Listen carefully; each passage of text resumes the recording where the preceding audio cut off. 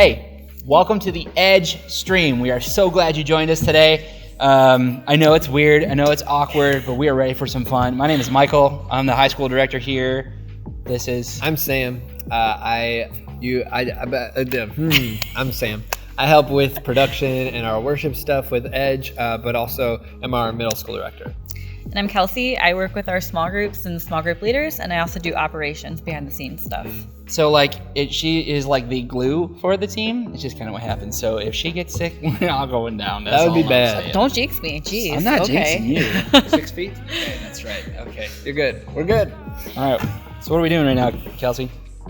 Well, if you didn't know by now, we are not meeting in person because of a little something going on that you probably know about already. I think Hunter said gnomes, right? Was that last week? Oh, Gnomes. man. The gnomes Those are- Ohio gnomes. Yes, and all that the is what it gnomes was. and- Yeah, but we are trying to engage with you guys the best we can via video, social media, all that good stuff, because we love you and we want to keep in touch. So. Absolutely. So, share this. However you're watching it, if it's on your phone, text the link out. If it's on a computer or even on your TV, figure out a way. Share it with somebody, text it to somebody, share it on social media, however you can. Because really, what you're going to hear here in a little bit is really important for you in your walk with God. So I think you should share it. Absolutely. We don't want to share anything else, just that. Just the link. Share no other things. Just the link. So I just want to let you know, this video is going to be different. If you follow us, which you should subscribe. You should follow us on here on YouTube.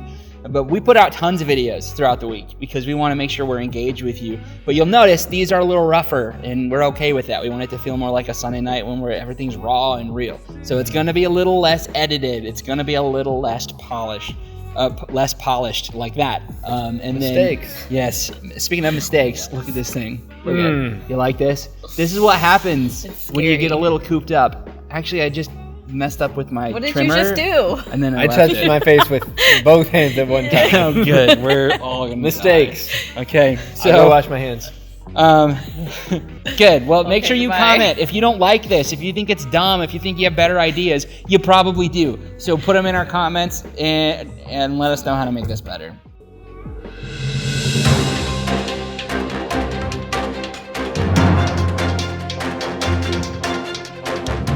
All right, welcome back to the Weekend Update. I'm Hunter as usual, and today we're going to be going through some of the strange news that has been happening around this week. Starting off, gnomes have officially made their way into West Virginia. It was almost heaven, but, Ohio had to mess that up too. In other news, an Indian railway company has resorted to using the sound of bees to ward off elephants from the train tracks. Now, I don't know if this is... I don't know where I was going with that, so you're going to cut that. In other news, a cow has been on the loose in Florida since January 17th. Nobody knows who owns the cow or what this cow is. All it's been doing is terrorizing civilians, and nobody's been able to catch it. It's been evading the police for a while now. That is what you call hot beef. A soccer freestyler has just juggled a ball 50 miles across the frozen Siberian lake this past weekend. He's a British soccer freestyler who's just set a world record, and it's actually pretty impressive because I know I couldn't even make it 0.12 miles. A Texas restaurant customer left a $9,400 tip on a $2 tab. All he ordered was water, and that was it. This past weekend, an Australian news office got attacked by a venomous snake while recording a live show. They had to shut down production midway through their shoot, and it scared the crap out of everybody. Can we just blame Ohio on that one, too? To finish things off, however, Michael has officially watched John Wick. I've been Hunter Spano, and this has been your Weekend Update. Stay classy. Arthur, so I have one of my favorite games in the world. What is it? It's called Pie Face. You ever played it before? Yeah. Basically, for those who haven't played, we don't really have actual pies, so we got some whipped cream. I'm gonna kind of load this up like this. Oh, I didn't shake it up yet. Let's. All over my phone. That's good. Okay, and then we spin, and then we click. Put our face right here and click. Now we do have these wipes. We are sanitary. We are safe. It's falling. Okay. It's falling. Oh, is it falling? Good. It's supposed to. All right, Arthur, you want to go first, or you want me to go first? Who's going first? You go first. Me? Okay. All right. All right. I'll wipe it off. Be safe. Okay. All right. Got gloves too. We need to take this seriously around here. Whoop. Man, a little too seriously. Put that back. Oh, it doesn't smell good anymore. What do you mean it doesn't smell good? All right, 2. Ready? 2 clicks. Here we go. 1. Boom! 2. Oh, okay, your turn, Arthur. You gotta hold it. You gotta hold it on the or that. 3. All right. Forward or back? Forward. Crap! Oh yeah. I felt All right. like it was gonna. Good. That's round 1. Round 1. I should put my hair up. Okay. All right. Round 2. No, we're not let gonna me use spray it. you. Okay. You gonna do it? You gonna do it? Okay. All right. Is that good? That's good. Okay. All right. Am I going first again? Yeah. Okay. 4. 4. It's over. Move that out of the way. Sorry.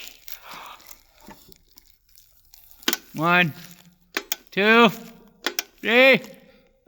Are you serious? Oh, yeah. Okay. All right. Your turn, Arthur. What the crap? Oh, maybe you should go first next time. Yeah, maybe I Okay, should. you gotta spin it Oh, first. yeah, right.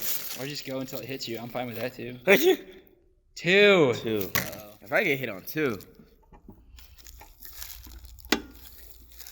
1, 2. Dang it. Crap, that means I'm next. Wow, that was a really good fin. It was 5. Shoot. It's over. Okay, all right, here we go. 1, 2. Oh, Yeah, that's how you gotta spray it on there good. Oh, great. Am I supposed to lick it? Here we go. Okay, thanks for wiping that. Because I didn't last time either. Okay, Arthur, you got spin. I'll be forgetting. You going first this time? Yeah. I got a lot on there. This is it. This is championship. Here we go. Best 2 out of 3. 4. 4. Okay. Gosh. 1. Ah, The second one. Oh, gross. Okay. I think we just need to throw this away now. Yeah. And that's been our pie face game. I don't know what to say. Okay, we're done. That's gross. I win. done. I win. So I'm Michael, and welcome, Edge. We have some familiar faces here for you. Who are you? Kim Herr, Zoe Ammerman's mom and Edge leader. Yeah. Heather Kuburich, Edge Leader. That's right. So they volunteered to come on out and share a little bit of a couple of stuff that they know, and even things maybe they don't know. They might make it up along the way. I don't know. So just You kidding. never will know. Well, that's right. They don't know what's on your script, right? Right. And apparently we don't either.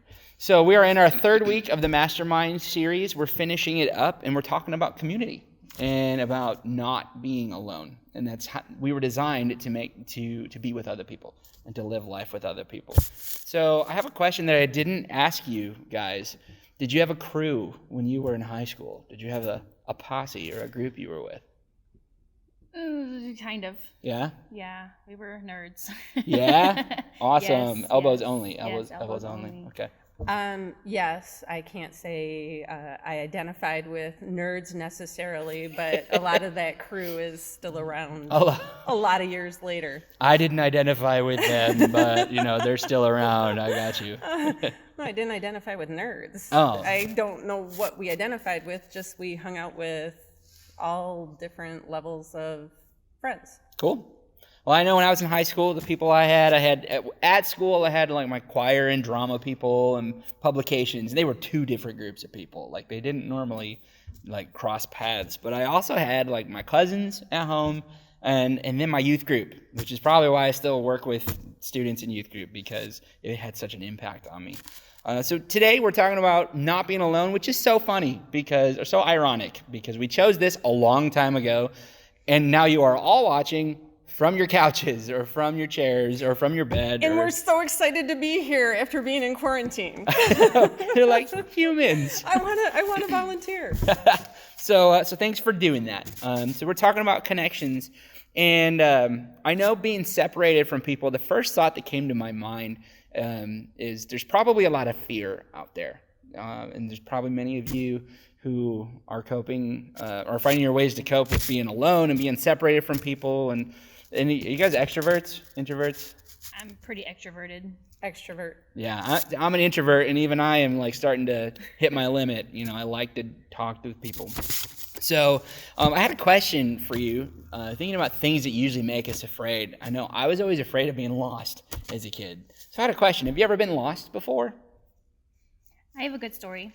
So we moved to Houston 5 or 6 years ago, and when we first moved there, we had to like drive around to find a house, and we were just exploring the area, and we thought, we're really close to Galveston, let's drive to Galveston. And this is like before you have like really good maps on your phone. Like you have it, but it cuts in and out. So we tried to drive. We got super lost on the highway because they were all toll roads. You had to pay and you had to have a pass. We didn't have the pass, so we tried to get off. And we ended up in this like parking lot of a gas station.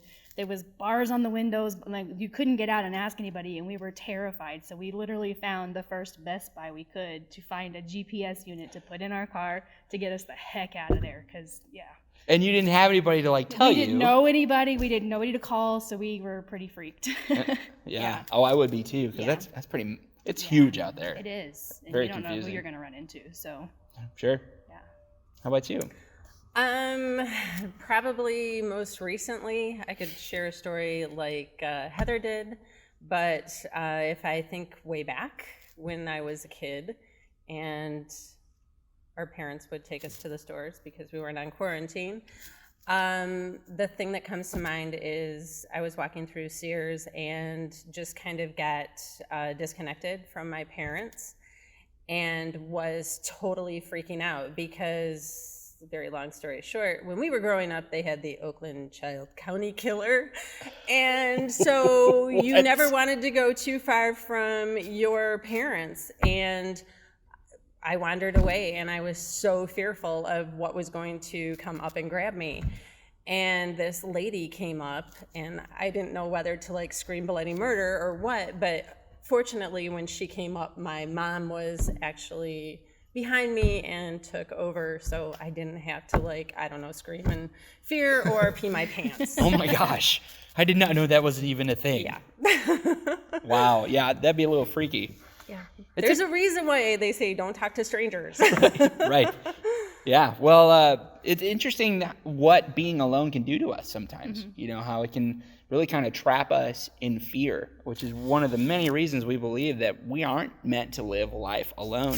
Because we come across tough things that we face either internally or externally, and if we try to do it alone, we might not do it in a very healthy way, right? And fear can drive us to live in a way that we wouldn't if other people were with us. And so I wanted to kind of talk about some separation and what the hurdles that we face to connection.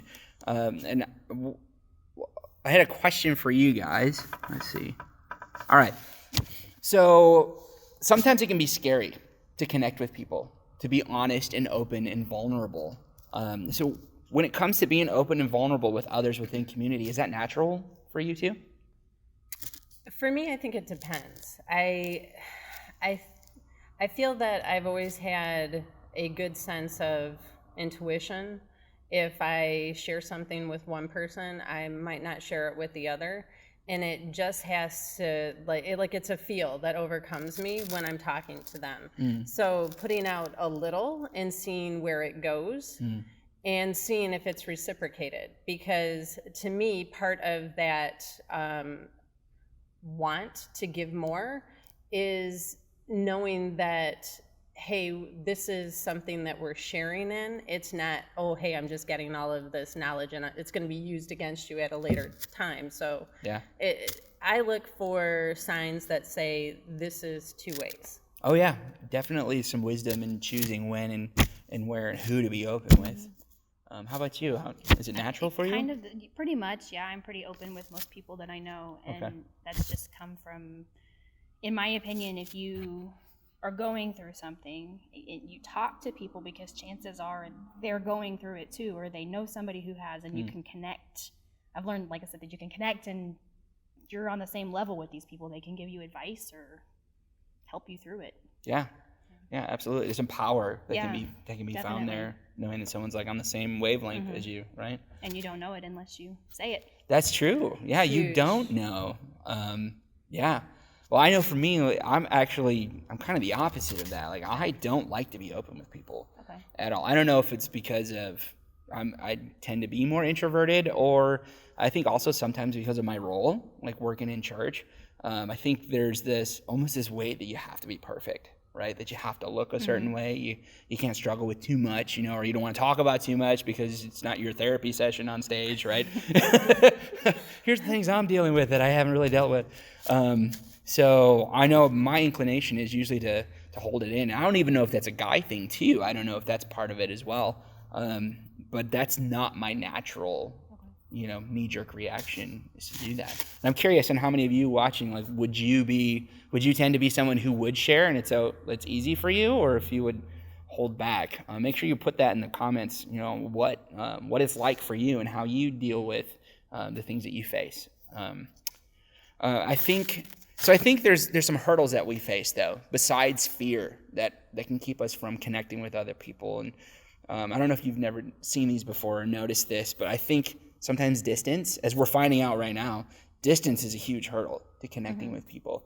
You came here from Texas, yes, right? Yes. And so I bet it's pretty hard to keep in contact with some of your friends. It is, yeah. There's probably one that we still talk to. So okay, yeah, it's hard. And moving here and not knowing anybody, that's really hard to just branch out and make the new friends too. That's super difficult. Yeah. I think distance is one thing one hurdle we face to connecting with other people. I think another thing before these last couple of weeks probably was schedule. Schedule is huge. Yeah. How have you experienced that in your house? I mean, you got a teenager in your home. Actually, two teenagers. Two teenagers. Still. Okay. Yep. And working in Dearborn, so I'm basically up and gone, and from 4 o'clock in the morning until 4:30, 5 o'clock at night. Yeah. And I want to go to bed by 9. So connecting now looks a lot different. Yeah. I use the time from the drive from Dearborn to my house, an hour plus, to talk to my mom on the phone and connect then once I get home to my family. And literally a lot of my life now is revolving around Facebook, because I'm old, and texting, just so I keep those connections and make sure that my core people are still well and healthy. Yeah, sure. I think another hurdle that we face when it comes to connecting with others is probably just the effort itself. Big one. Right? Because it's so easy sometimes to just veg out, or focus on other things, and it actually requires effort to reach out and connect with other people. Because I think we want to. I think we know this. There's even for those of us most introverted, we know it's good for us to connect with others, but sometimes just that effort itself almost like a discipline that we have to train ourselves. It's actually funny that you say that, because this year one of my objectives, whether it's an objective or a New Year's resolution, is there are certain friends of mine that love them dearly. We're always texting, whatever, calling each other. But this year, I need to be intentional with you. So setting up something that we could agree on either once a month or twice a month, so we actually had face-to-face time. So to me, it's making sure that you are intentional and put it on your schedule. So it's almost you're combining the two. Yeah, absolutely. I think the kind of like the fourth thing that is a hurdle that we face is this idea of like an inward versus outward imbalance. I don't think it's unique to this generation or any generation. I think our natural inclination is to focus more on ourselves than other people usually. And I know for me, it's another intentional thing to make sure that I am seeking other people, and making sure I am available to give myself to other people, and not just thinking about like what I can take in, what I can receive from other people, and making sure to give that to others. And I was thinking of some verses, and one of them, which I think we shared this a couple of weeks ago at Edge, is in Galatians 6:2, where Paul was helping the first church figure out how to connect with each other well, because connection can be tough sometimes. It was tough for them just as much as it is for us. And he said to bear one another's burdens, or carry one another's burdens. And I think of myself in the tough times I've gone through. Like, I've been able to get through things because other people have been with me. And if I had done it myself, I either wouldn't have got through it well, or I wouldn't have got through it, So one of the questions that I had asked you guys is, have you ever experienced some growth or some comfort or a victory because of somebody else being with you? So I've lived a long time, and I think that God, whether I knew it at that time or reflecting back, always put people in my life strategically. I haven't been fully immersed and had like all of these great Christian sisters that I could rely on over my life. So at least he's given me strong people who had like my best interest at mind, right? And the one thing that I would say is it is a fine balance, though, because you have to still make sure that you're filling yourself up along the way, and that you are actually taking the time to listen to others too, because it's almost like a dance of communication between you and your friends, that everybody has something going on in their life, and I might have you as an introvert friend, I might have you as an extrovert friend. I don't know what that situation is, but if I'm down and I'm coming to you and I really need your support and it's my turn, I need you to be able to turn it off, and I need you to be able to tune into that for me, so that we're building that bond of trust and openness in our relationships. So again, I've been fortunate, but man, there have been some really crappy times that I've had to get through. And if I didn't have, my mom pouring into me that I could get through it, and, my friends rallying around me, or just listening to what God has to say in the Bible, I don't know how I would have navigated through. And I'm not coming at this solely from a, hey, it's a Christian thing and God's going to be there and you're going to make it through. I think that he uses people as tools. Yeah, absolutely. I love that illustration of a dance, a dance, a relationship dance with other people. Sometimes, when people are dancing together, someone takes lead and others follow, and then it switches back and forth. So I like that. How about you? Have you ever had an experience of walking through with somebody? Nothing so deep. Again, back to moving around and all that stuff. I do know that when we moved to Houston, that was our first time moving away from our family. So it was like all brand new. Yeah. And there was a sweet little couple that lived next door, older people, and they just, immediately pulled us in. They were our grandparents. And then when Charlie was born, they were her great-grandparents. And they were there to invite us to dinner and to just anything we needed. So that is kind of the only example I can think of, is just people doing life with us when we had nobody else. So, like our girlfriend group that we brought you into. Yes. Why didn't you bring me into that? It's the mustache, isn't it? Right in. I could bring Elizabeth in, but not you. It's the doing life and actually finding people at different seasons. Yes. And we connected not so much through small group, but just life circumstances. So that ability to and willingness to open up to people that we didn't know, only to find out that, hey, we're not having these life circumstances by ourselves, has led to a really cool group of women that come together when we can, and now we're doing life. That's awesome. That's cool. If we ever get to meet again. Well, virtual, right? Virtual. Well, the second part of that verse actually lines up with exactly what you guys are talking about, because we always talk about the first part, bear one another's burdens, but the second part is and which adds the weight to this, it says, in this way you will fulfill the law of Christ. And what is the law of Christ? The one command that he gave, which was love God and love others. And so Paul says the way to fulfill this, because that's a difficult command. He says the way to fulfill Jesus' commands is to bear one another's burdens. So that means when we aren't willing to, and we don't want to create the time to bear other people's burdens and jump into life with them, it's impossible to fulfill what Jesus has for us. It's impossible to fulfill and complete and obey his command to love others, because we can't do that when we're halfway in, right? We can't do that from afar. I mean, right now, virtually, right? But you know what I mean? Like, we have to be in it with other people.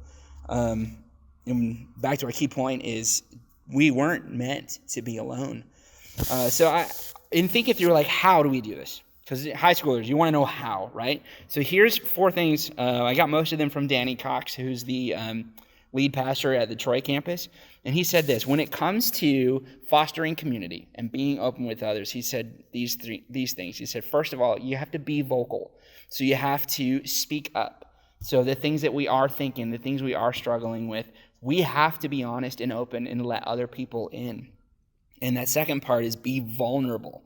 So, and we had mentioned this phrase a couple of weeks ago. It is okay to not be okay. You know, so we don't have to be perfect, because community can't happen unless honesty is a part of it. Then the third one is be available. So to be present when people need you, kind of like what you said. Sometimes we got to shut off our own needs.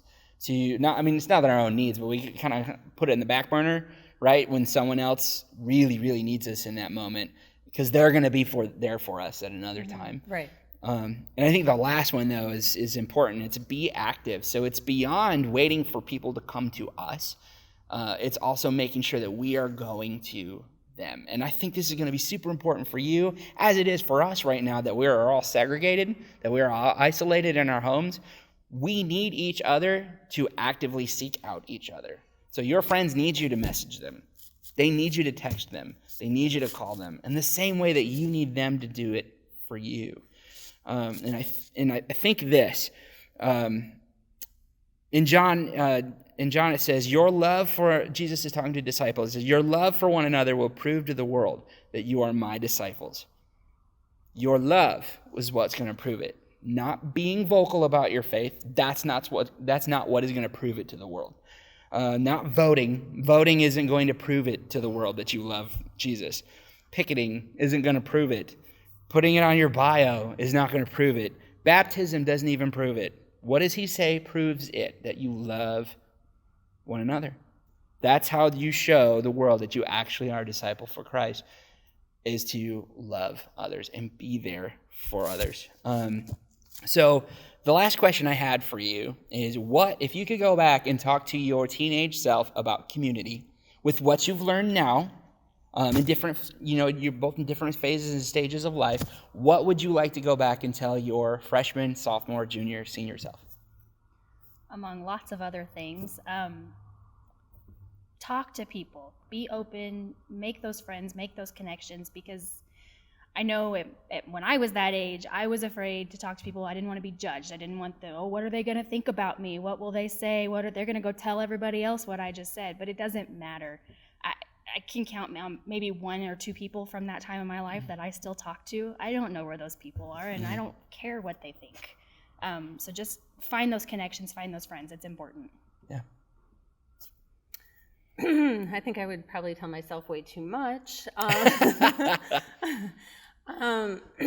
As it relates to connecting, really what Heather said kind of drives it home. It's important to be able to share without feeling that you're going to be judged. And truth be told, if you're judged, move on. Mm-hmm. That's not a healthy relationship. Mm-hmm. So if you're seeing a toxic relationship that's developing, I would tell myself, cut it off. Mm-hmm. I'm very proud of my daughter. I'll digress for a second, because she is at a point in her life where literally I wish the things that come out of her mouth would just go to every teen imaginable, because it is about sharing and yet developing healthy boundaries, because there's a fine balance between sharing too much or getting too involved, and you have to understand your boundaries with people. And I think they also help you to be able to reciprocate on a healthy level too, so that you know when to give and when to take. Yeah. So That's awesome. Maybe we'll get her to share. that would be probably wonderful. Awesome. Because again, you're not alone. I guess that's one thing you can't say enough to teens. Yeah. Yep. No matter what you hear, no matter what you think these next couple of weeks, you're not alone. So our challenge to you, as you join us in trying to give hope to a world that so desperately needs it right now. I mean, I think if the church has any time to shine, it's this time, because people are confused, people are frightened. I saw 3 people crying in Meyer today. So people are looking for hope, and we can be the people who give hope, and that includes you. I say we, but you're part of that we. So here's a couple of ideas, which if you have more ideas for how to connect with people, go ahead and put them in the comments so we can learn from what you're thinking. But we just took down a couple of ideas for how we thought maybe we all could join into connecting with other people and loving other people and bearing some burdens. So I thought one was talking to a neighbor. I just did that this morning, a neighbor I hadn't talked to in months. The last time we talked, it was probably like a 3-second chat, just saying hi and bye, and that was it. This time he talked to me for like 15 minutes this morning as we were taking our garbage out from like far away. But so find a neighbor to talk to, maybe from the window or something. Send a card to somebody, especially if you know someone who's having a birthday. I got my birthday coming tomorrow. By the time you see this, it will have already passed. It stinks knowing you can't go and hang with everybody on your birthday.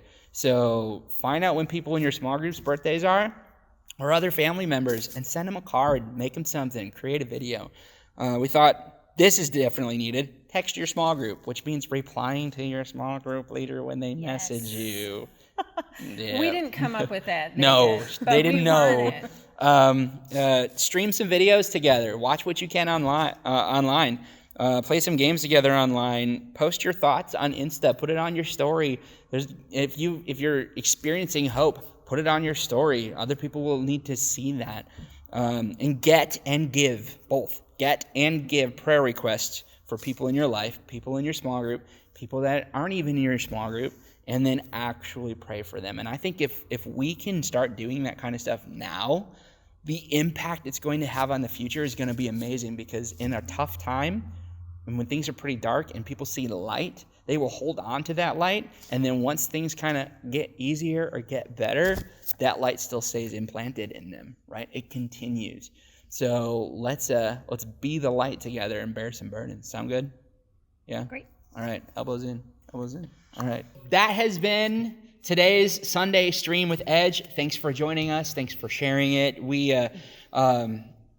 just want to let you know that we have the show coming out tomorrow. Even though we are streaming today, episode 4 is coming out tomorrow. And we got a couple more coming throughout the week. So, yeah. That is awesome. So make sure you keep an eye out for that. One easy thing you can do to help with that is just to subscribe to our channel. So that's Kcstudents.orion. You are at it. So just click subscribe. That way you're going to see everything that we're uploading through the week, and especially the show tomorrow. Yeah. Yeah. If you guys have any prayer requests, go ahead and put them in the comments below like we talked about earlier. We really want to be praying for you guys, and we want you guys praying for each other. So even if you don't have a prayer request right now, make sure you look in the comments to see if anybody else does, so we can just cover each other in prayer. That's awesome. Yeah, so here's our connection action steps besides what we just saw in the teaching part. So I think you're first, right? Well, yep, I am. Join our YouVersion plan. On Instagram, there's a link in our bio if you hop over there. We'll put a link in the description too to our YouVersion plan if you're on your phone right now. It is awesome. I've been doing it. We've been doing it. A few other students have been doing it. Make sure that you join. It's just a good rhythm. You guys have time to read the Bible right now. Yeah. You can do it literally in like a minute. Yeah. And it's okay if you're behind. Just jump on in anyway. Yes. Yep. Yeah. Jump in with us. Don't go all the way to the beginning. Don't feel the guilt trip. Just jump in wherever we're at. Yeah. Do it. Awesome. Also, make sure to connect with your small group and your small group leaders, just like Heather and Kim were saying. They want to hear from you. They want to connect with you. Reach out to them. Reach out to the other members of your small group. Maybe do a FaceTime or a Google Hangout chat or something. Really try to engage with your small group throughout this time because they want to be with you. So. Yeah, that's right. So tune in this week. We have the show again coming out tomorrow.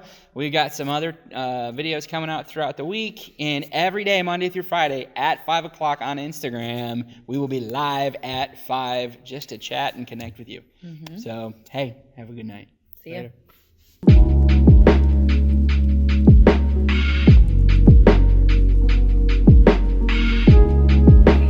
1981.